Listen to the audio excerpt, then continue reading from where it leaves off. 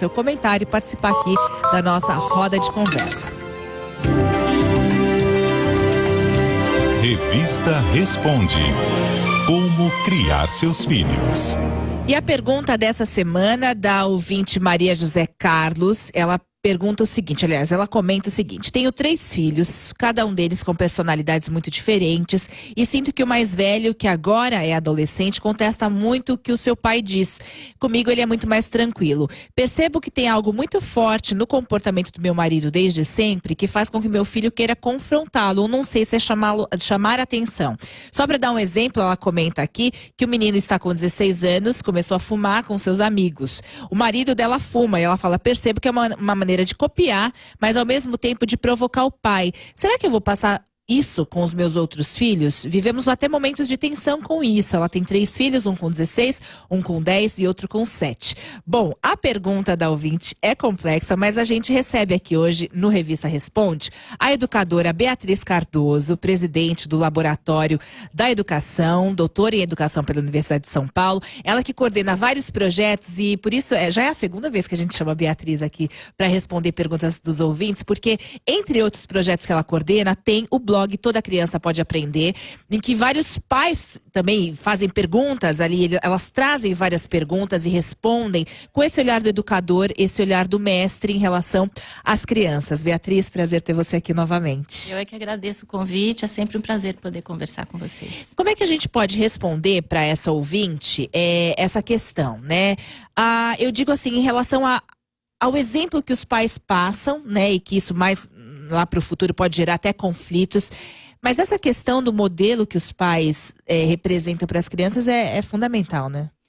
Eu acho que a pergunta é complexa, como você disse, e a gente sempre tem que prestar atenção ao responder para não reduzir um problema que ele é bastante sofisticado e tem muitas pontas. Inclusive, ela está trazendo o exemplo da adolescência, que não é propriamente a minha área. Eu trabalho com educação infantil e com crianças menores, mas de qualquer maneira o que importa é que na adolescência é que a gente vai enxergar o resultado de um processo. Então, vamos puxar esse exemplo, que eu acho que ele é muito pertinente, para a gente pensar um pouquinho, até porque ela citou os irmãos, né? Então, ela está preocupada com os mais novos que estão vindo atrás, porque ela está enxergando aonde vai desembocar, né, todo esse processo gradual e lento que é a educação, que é um dia após o outro, e é uma somatória de situações. Então, no caso específico, eu acho que a gente poderia fazer uma reflexão sobre... a primeira coisa é que nada é um exemplo isolado e nada é da noite para o dia. Então, é um conjunto de vivências que essa criança vai tendo, dentro de casa e fora de casa. A gente é resultado de muitos tipos de inputs que a gente fala. Muita informação diversificada, né? Então, a gente não pode reduzir os problemas a uma questão, que é a questão pai e filho, no caso. Óbvio que o pai e a mãe, eles têm uma força muito grande, que eles são o grande modelo que as crianças têm para seguir. Mas não é um modelo exclusivo. Então, o que vale a pena a gente pensar é como que a gente está ampliando esse universo das crianças e trazendo todos os temas para a discussão. O pai fuma. Tem uma força muito grande o pai fumar. Mas não é automático que todo filho de pai que fuma vai fumar. Depende muito de como que você, ao longo do processo de crescimento dessa criança, trabalha os diferentes potenciais que estão em jogo, as outras faces do pai e as outras faces da mãe. E aí ele vai tendo uma certa liberdade para escolher o caminho dele, né? Então, agora, de fato, modelo importa. Então, se a gente não quer que o filho fume, acho que há de haver um esforço anterior, que é, então, restringir esse exemplo dentro de casa. Isso teria que ser, se isso é um valor, né? Então, isso teria que ser tratado de alguma maneira onde ficasse claro para o menino que ele tem muitas vantagens como pai, mas que isso aqui não é propriamente algo que seja valorizado. Então, o modelo tem uma força, a gente aprende por imitação, né? Desde que é bebê. Então, a imitação é um grande aliado do desenvolvimento, né? É bom que seja assim, porque através disso, tanto na linguagem quanto o bebê está imitando o tempo inteiro. As crianças pequenas estão imitando o tempo inteiro. Só que coisas boas e coisas ruins. E muitas vezes, as coisas ruins, nós como pais não nos damos conta. Só quando a gente vê a criança fazendo, aí você fala, opa! Exatamente. E aí é difícil, né, você ter talvez essa consciência. Exatamente, acho que você tocou num ponto importantíssimo, que assim, o exemplo tá o tempo todo, né? E a gente não percebe, às vezes, que tem coisas que a gente não gosta tanto, mas que é a gente que está patrocinando, né? Então, inclusive eu vou fazer aqui uma propaganda do nosso blog, que a Petra já fez. No nosso blog Toda Criança Pode Aprender, a gente tem uma série de posts que tratam especificamente desse assunto. E tem, por exemplo, a gente tem um post que inclusive fez muito sucesso, que é sobre as pequenas corrupções. O que é isso? É assim, a criança acompanha o pai ou a mãe sempre, né? Ou mesmo que não seja o pai e a mãe, o adulto, vamos colocar assim, que eu acho que a gente não precisa carregar também a responsabilidade, não é só do pai e da mãe, é de todo mundo que interage. Então você vai e leva a criança numa fila e você fura a fila, né? Depois você vai no restaurante e você fala pro cara botar outro preço na nota, que não foi o preço que a criança ouviu que custou aquilo, porque você vai dar uma enganada em alguma circunstância. Essa criança está aprendendo com esses modelos. Com certeza, com certeza. Né? Então é assim, é no dia a dia que o caráter se forma, que os valores se estabelecem e que a criança se desenvolve. Eu tenho aqui vários ouvintes que já participam. O Nelson Carvalho fala que grande parte vem do exemplo. Lindenberg Fontes, que também acompanha a gente na Paraíba. O Nelson Carvalho, a Maria Oliveira, que sempre acompanha também a nossa programação. Márcio Daniel Malfatti, todos eles acompanhando as suas dicas, Beatriz. E aí eu quero voltar nessa história das pequenas corrupções, porque eu acho que isso acontece o tempo inteiro. E aí eu volto também para te perguntar, você é especialista em crianças, mas como é que, como pais, a gente tem que se dar conta disso, né? É possível também fazer um processo de reeducação para que a gente... É lógico, ninguém é perfeito, mas é possível a gente se aprimorar para dar melhores exemplos para as crianças? Olha, eu acho que é super possível, desde que a gente não estabeleça uma espada na cabeça dos pais, porque daí ele não vai ser funcional por outra razão. Você perde a espontaneidade e você não é uma pessoa como você... que isso é muito importante também no crescimento da criança. Então, qual que é a minha recomendação? Minha recomendação é seja honesto. Então, você tá lá, fez uma coisa que escapou, você não queria ter feito daquele jeito, conversa com a criança. Conversa e fala, puxa, sabe que eu fiz isso hoje? Eu furei a fila, depois eu fiquei me sentindo mal, porque isso não é legal. Então, assim... não é que a gente tem que ser perfeito sempre a priori. A gente tem que ter a capacidade de antena ligada para perceber que qualquer situação que saiu do controle ou que criou-se uma situação inesperada, que você na hora reagiu de uma maneira que você depois pensou que não era melhor, vai lá e conversa, porque as crianças são permeáveis, são inteligentes, querem acompanhar. Eu acho que essa é a recomendação, muito mais do que ficar travado com medo de fazer qualquer movimento que eu vou errar. Isso é a pior coisa que pode acontecer numa relação. E também eu vejo muitos pais com essa vontade de aprender, aliás, de acertar, se colocarem muito nessa posição de certo e errado. E aí se cria uma rigidez, que isso também vai... Como as crianças aprendem por imitação, isso também pode reproduzir um modelo que não é bacana para as crianças. Exatamente. Porque o medo, ele interfere no que há de mais relevante na relação, nas relações íntimas próximas, que é a espontaneidade. Né? É você poder ser livre para falar, para ser. Ser verdadeiro é o maior exemplo que você pode dar para o seu filho. Então, mesmo que você erre, ser verdadeiro no sentido de ir lá e conversar, olha, puxa, eu errei. Isso é um grande modelo. Muito legal. Entendeu? Esse é o grande modelo. Aqui tem uma pergunta do Robervaldo. Olha só, Beatriz, a gente conversa aqui com Beatriz Cardoso, educadora, presidente do Laboratório de Educação também, que coordena aí o blog Toda Criança Pode Aprender, que traz dicas muito legais. É que o Robervaldo pergunta pra gente, pra você, Beatriz, se sobre a criança de pais que não xingam, né, mas elas começam a xingar. E aí, como que o pai como que os pais devem lidar com isso? Porque, como você falou, a criança, ela não aprende só em casa, ela vai para a escola e aí começa a bater. Então, como é que esses exemplos que não são tão legais podem ser trabalhados pelos pais? Olha, eu acho que assim, tem alguns elementos que a gente tem que trazer para toda essa conversa do modelo. A primeira coisa é a postura que os pais assumem frente às situações. Então, como eu estou dizendo agora há pouco, eu estava dizendo a postura de você admitir seu erro e tal, isso em si já é um grande aprendizado. A outra é coerência. Coerência nas suas ações, né? Então, porque uma coisa é você ter um valor moral isolado, que você fala para a criança não faça, mas você eventualmente faz. Então, primeira coisa é manter sempre uma coerência do que você pensa e do que você faz. Tentar, né? E corrigir na medida do possível. Então, assim, a criança que ela convive em ambientes onde se fala palavrão, inclusive porque o palavrão, ele não é um mal em si, em qualquer contexto. É isso também a gente tem que separar. Não é que não pode em nenhuma circunstância. No mundo deles, entre os jovens, tem lá um código. Ser alguém ali dentro implica em algumas concessões. Ele só tem que ir entendendo em que contexto ele pode, em que contexto ele não pode. E nesse sentido, em vez do pai vir e baixar uma lei, ele tem que conversar. A maior ferramenta que a gente tem na educação dos nossos filhos é conversar. Conversar faz a criança evoluir cognitivamente. A interação é um grande elemento de desenvolvimento intelectual, por um lado.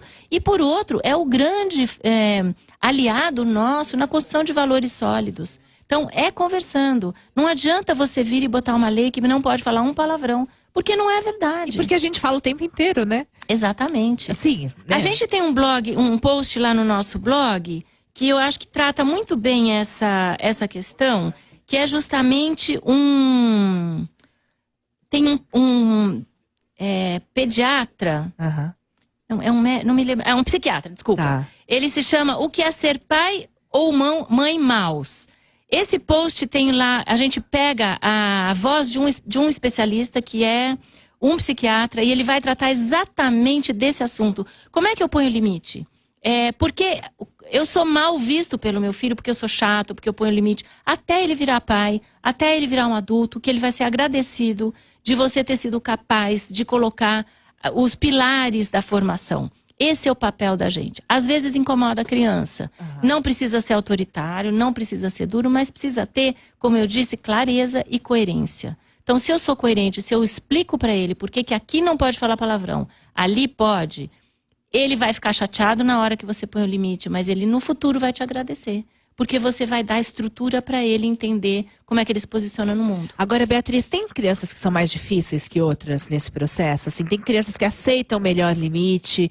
Porque às vezes a gente acha que também tudo é culpa dos pais, né? Mas tem isso da personalidade também influenciar nesse sentido? Tem, né, Pétria? Cada um é um, todo mundo tem sua personalidade. Agora, como tá lá o nosso blog, se chama Toda Criança Pode Aprender. A origem da criança, ela não tem um jeito de ser pré-definido, entendeu? Isso é uma construção que é cultural. A educação é essencialmente um processo de mediação cultural.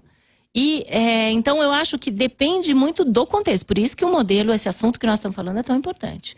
Porque a gente pode acirrar ou não. Claro que as pessoas têm temperamentos, né? Agora, mesmo temperamento não significa que a pessoa vai ter o direito de ser mal educada, né? Uhum. Depende de como você lida com aquela personalidade. Aquela pessoa, ela é mais sensível? Ok. Tem outra que é mais durona? Ok. Como é que eu me relaciono? Essa é a sabedoria da interação. Agora, isso não é passaporte para você não ser capaz de fazer uma formação de valores adequada ou de colocar limite de maneira adequada. E nessa ideia, né, de que toda criança pode aprender, e ainda falando a respeito da questão do exemplo, você mencionou muito a importância da conversa. E a conversa desde quando, Beatriz? Desde bebê? Eu posso conversar com a criança?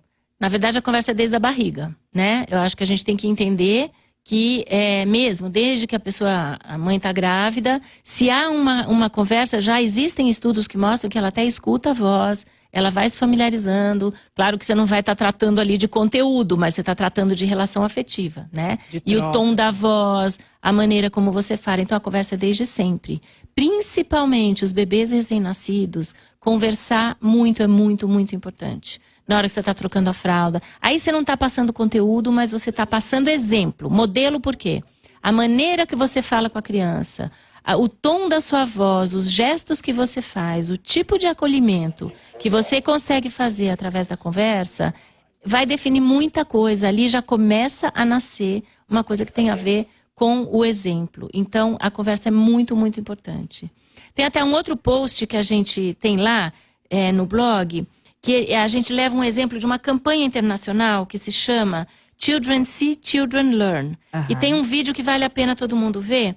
O post chama As Crianças Observam, as Crianças Aprendem. Qual a importância dos modelos? Lá você vai ver que a conversa é desde muito cedo e que tudo o que a gente faz é desde muito cedo.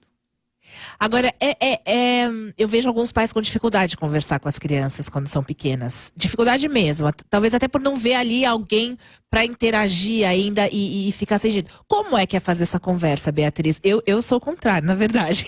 Eu, às vezes, que você falou, eu achei o máximo, porque desde a barriga eu conversava muito e falo muito ainda com ela, tem 1 ano e 4 meses. Mas tem algum segredo, assim, pra a gente conseguir ter essa conversa? Já ver aquela pessoa como uma pessoa? Nossa, você tem toda a razão, Petri. Acho que esse é um ponto-chave do processo, principalmente os pais. Eu acho que os pais têm ainda mais dificuldade do que as mães, por causa do próprio lugar que eles têm no começo da vida de uma criança, é mais difícil. Mas eu acho, a gente fez o Laboratório de Educação fez junto com o Fantástico, uma minissérie que chamava O Mundo Secreto dos Bebês Aprendendo a Falar. O primeiro programa trata justamente da barriga. E, na verdade, naquela época, a Vanessa Giacomo, ela estava grávida e ela foi para parte do programa. E ela contou isso, ela falou, às vezes eu estou no carro e eu estou conversando com a minha barriga, as pessoas olham para mim e falam, nossa, que mulher louca. Ela dá esse exemplo dela mesma, e ela é uma pessoa conhecida, imagina. Então, é isso, quer dizer, a primeira coisa, para mim, tudo na vida é o conhecimento.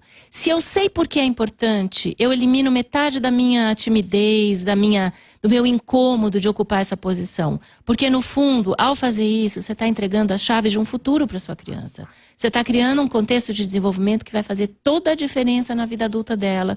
Você está desenvolvendo intelectualmente a sua criança na hora que você se dispõe a fazer isso. Então, você sai do papel de fazer talvez uma coisa sem graça, papel de bobo, falando com alguém que não me responde, mas se você tem informação, que é isso que a gente tenta, à medida em que eu entendo porque existem estudos, na verdade, nada disso é aleatório, é resultado de evidência científica. Então, quando eu conheço o impacto que isso vai ter no futuro do meu filho, você muda de posição, entendeu? Que você não está fazendo uma gracinha, você está fazendo um trabalho sério.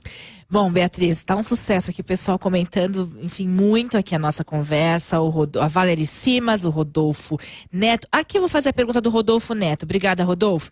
Ele fala, a gente falava em conversa, interação, aí até tocando na questão da ouvinte aqui que falou da crise agora na adolescência do filho com o pai. E aí ele pergunta, eu acho que é pertinente, ele fala, por que pais acham que crianças estão aptas para tomar decisões que seriam deles? Por exemplo, perguntar para a criança e não colocar limite. O que você quer fazer? E deixar a criança, que é aquilo que falam, né? Que muitas crianças hoje são os reis da casa. E aí você larga a mão, abre mão de colocar esse limite para deixar que a criança tome as rédeas desse processo. Isso é bom? Isso é perigoso? Como é que funciona? Então, de novo, ele tocou num ponto chave, assim, porque não existe regra, né? Eu acho que não tem certo e não tem errado. E tem informação. A gente é muito informado com base em pesquisa. Então, você tem informação do resultado das coisas. O que acontece? Essencialmente, tem que vigorar o bom senso, né? O bom senso qual é? É óbvio que hoje a gente sabe que sempre que possível é preciso incluir a criança, até para ela se apropriar e aquele limite ser dele, não ser externo. Então, é importante você devolver a bola para a criança, fazer ela pensar. Mas tem circunstâncias em que não. A nossa responsabilidade é fazer uma pessoa virar gente, crescer. E ele não sabe de coisas que a gente sabe. Então tem hora que é não e é não. E faz birra e vai aguentar. Porque isso aí tem uma razão. Mas de novo eu volto porque eu falei no começo. Tem que ter postura e coerência. Se não tiver coerência, o limite que eu estou querendo colocar, ele não vai perdurar. Se o limite que eu colocar é mentiroso, você exagera, você proíbe coisas que você não vai proibir, você se fragiliza e aí a criança vira o rei da casa, porque você é frágil na sua autoridade, não no seu autoritarismo. A autoridade é uma coisa importante para que as crianças cresçam. Eu quero até exemplificar isso que você está falando, porque a Beatriz vai falando e eu vou, assim, vendo situações do cotidiano de pais, de amigos, que às vezes eu mesma me pergunto, gente, por que ele está proibindo essa criança de fazer isso? Só pelo prazer de falar não ou pela inconsciência de falar não? Porque tem muito isso também, na hora de, assim, não tem necessidade de você botar a criança, deixa a criança também ser livre um pouco.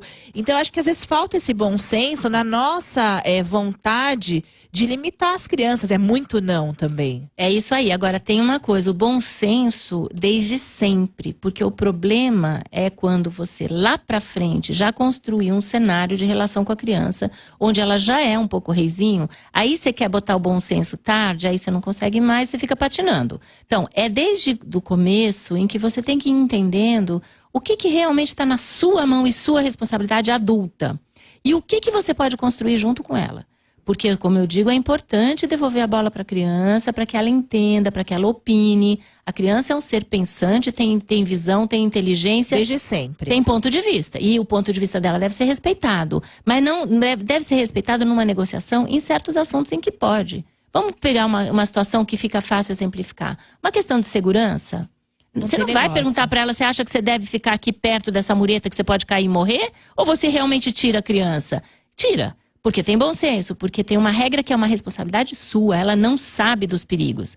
Então, assim, eu acho que esse assunto, ele depende principalmente de um outro elemento chave da educação, capacidade de observação. Se você não escuta seu filho, se você não ouve, não vê o que ele está te sinalizando e negocia com isso, você vai patinar. E você vai botar limite que são... Você vai em todos os sentidos, não só na questão do limite, na questão do crescimento dele. Você tem que ter capacidade de escuta. Beatriz, a Adriana Maria, ela fala se existe algum limite para o que se vai conversar com o filho. Ou podemos conversar sobre todo o assunto que surgir interesse e necessidade? Olha, eu acho que, de novo, é o bom senso, mas se surgir interesse e necessidade por parte da criança, é preciso conversar. Não existe assunto que você não possa conversar. Porque se a criança está perguntando, é por alguma razão. Então você tem que entender, a única coisa é você adequar a resposta ao que ela pode, ao que ela espera. Porque, às vezes, a criança te faz uma pergunta muito ingênua, na verdade, e vem uma explicação monstra que não cabe e que só confunde. Então, por isso que eu digo, a capacidade de observação e escuta é fundamental. Eu lembro que há muitos anos atrás, mas muitos mesmo, acho que foi o Mário Prata que escreveu uma crônica no jornal, acho que na Folha de São Paulo, se eu não me engano, que era genial, porque era uma criança que perguntava assim, mamãe, de onde eu vim? Uma coisa assim, e eu não me lembro bem, mas a ideia era essa. Aí a mãe explicava que a gente tem duas sementinhas que se juntam, e que daí que vai crescendo, e deu uma aula de educação sexual para a criança. E no final, depois que ela ouviu tudo aquilo, assim, ela queria saber de qual cidade ela era. Se ela era de uma cidade ou de outra cidade, entendeu? Então, era muito divertida essa crônica, porque te põe de frente com essa dosagem da conversa. Então, todo assunto deve ser conversado se a criança traz. Se a criança traz, ela está com aquilo na cabeça. Se você não fala com ela, alguém vai falar. Agora, ainda falando sobre os modelos, e isso é muito comum acontecer, eu vou fazer aqui o destaque da Claudina Faria. Ela fala que queria um comentário seu, Beatriz, sobre os pais que entopem os filhos de presente. Isso já começa desde pequeno. E como isso influencia no exemplo que a gente passa para as crianças, né? Ela também comenta aqui, e os que chantageiam filhos para que comam ou estudem? É tudo mais ou menos a mesma coisa, né? Na verdade, assim, quando você está chantageando seu filho através de bens de consumo, primeiro você precisa pensar a sua posição no mundo, o que você pensa? E aí eu volto à coerência. Você acha mesmo que é legal o mundo que a gente está, em que o consumo é cada vez mais recorrente, cresce, gera lixo, dá problema ambiental, enfim, é uma cadeia de problemas que vem disso. Então, você primeiro tem esse pensamento. Se você não acha isso legal, você tem que educar seu filho para um mundo que você acha legal. Esse é um elemento. Então, já por aí, você já teria uma razão para raciocinar junto com ele. Quando a gente compra uma coisa, por que a gente compra uma coisa, como é que a gente utiliza o que a gente compra. Enfim, tem todo um aprendizado e que tem a ver com o modelo também. Aí entra a questão da chantagem, que daí já é uma associação, é mais um passo nesse problema. A chantagem é evitar a conversa, é evitar a sua autoridade, na verdade, o seu papel de autoridade, que em certas coisas você simplesmente norteia, dá o rumo, coloca uma situação e exige. E você vai por um caminho que você quer estar sempre bem, você quer ser sempre fofo, você quer estar sempre... Isso não é o que a criança precisa e espera. Então, assim, usar o consumo e os presentes como um recurso de formação, no fundo você está criando uma criança heterônoma, que a gente chama, e não autônoma. A autonomia, ela nasce de enfrentar o que tem que ser enfrentado, fazer o que não gosta. Agora, se é sempre por uma razão externa, você não está ajudando essa criança a ser um adulto que vai lidar com as suas frustrações e com as suas questões como a gente espera que lide para uma sociedade mais saudável. Uma vez eu estava lendo um texto que falava sobre amamentação e desmame, né? E isso acontece quando a criança é bem pequena, né? Algumas mães conseguem ir até os 2, mas a maioria acaba desmamando antes. E aí no texto falava, a mulher falava assim, a mãe falava que confiou na criança. E a criança deu a resposta para ela. Você acha, Beatriz, que, ou pela tua experiência como educadora, tão envolvida na aprendizagem das crianças, desde quando a gente já pode esperar respostas das crianças? Desde quando a criança já tem, eu não sei se consciência talvez é a palavra certa, mas quando é que essa troca se afina entre pais e crianças? Eu acho que é desde o primeiro dia que ela nasceu. A confiança é outro conceito-chave. Se você não confia que a criança é capaz e que o que você está falando com ela está recebendo e entendendo de alguma maneira, a maneira como ela pode naquele momento da vida, que não é igual ao que a gente pode. Claro. Mas assim, confiar de que a criança está sempre acompanhando e entendendo o que a gente está sinalizando, está falando, o contexto que a gente está criando, é a base de você criar uma pessoa capaz e confiante e ela realmente ir para frente. É a base da autoconfiança dela, talvez? É a base da autoconfiança dela e é a base de que você vai dar sempre o que ela pede, o que ela precisa, porque você sabe que ela está entendendo e você vai além. Senão você fica aquém. Você dá menos porque você está com medo e ela não vai. E aí ela para de se desenvolver. A gente tem um imaginário de que a gente engana as crianças, a gente não engana as crianças. Tem um outro post que eu não me lembro o nome, que a gente postou lá, que é uma historinha muito bonitinha, que é o seguinte. Era uma mãe que estava... A mãe tinha um namorado, ela separada e estava começando a namorar uma pessoa. E ela não contou para os filhos. E tudo bem, não contou, não tinha que contar e tal, mas ela achou que ela estava enganando, que ela não tinha ninguém. Aí uma vez elas foram viajar e a avó estava junto com essas crianças e a mãe e perguntou, cadê sua mãe para os meninos? E ela falou assim, minha mãe está ali no telefone falando com uma pessoa que não nos conhece, porque ela só se refere assim, porque os meus filhos... E assim, e elas sacaram todo o contexto de que tinha uma coisa escondida, que para aquela pessoa ela se afastava, falava no telefone e denunciou para a avó. Então as crianças, elas estão ligadas, né, elas... entendem tudo desde muito pequenininhas. Tem que confiar que a gente não engana a criança e que é melhor a gente, na capacidade delas, conversar abertamente e fazer as coisas de acordo com o que elas podem compreender. E que aula, hein, meu caro ouvinte? Tá satisfeito? Se não tiver satisfeito, vai lá no Toda Criança Pode Aprender, o blog que a Beatriz coordena, que tem muitas perguntas, muitas questões envolvendo essa questão da aprendizagem, dos modelos e muito mais. Mais uma vez, Beatriz Cardoso, eu te agradeço pela gentileza de estar aqui com a gente, responder aos nossos ouvintes, inclusive as perguntas online também, e conto com você mais vezes aqui para a gente falar a respeito dessa ideia que é tão importante, dessa certeza de que toda criança pode aprender e que está aprendendo o tempo inteiro. Eu é que agradeço, é um prazer, o nosso conteúdo está disponível, o nosso ideal como ONG é realmente contribuir para que as pessoas possam pensar um pouco mais sobre o que é a infância contemporânea. Também faço uma propaganda que tem uma outra site nosso, que eu acho que perpassa essa conversa, que chama aprenderlinguagem.org.br, que vai ser o processo de aquisição da linguagem, mas algumas dessas questões, quando eu falo, como eu falo, por que eu falo...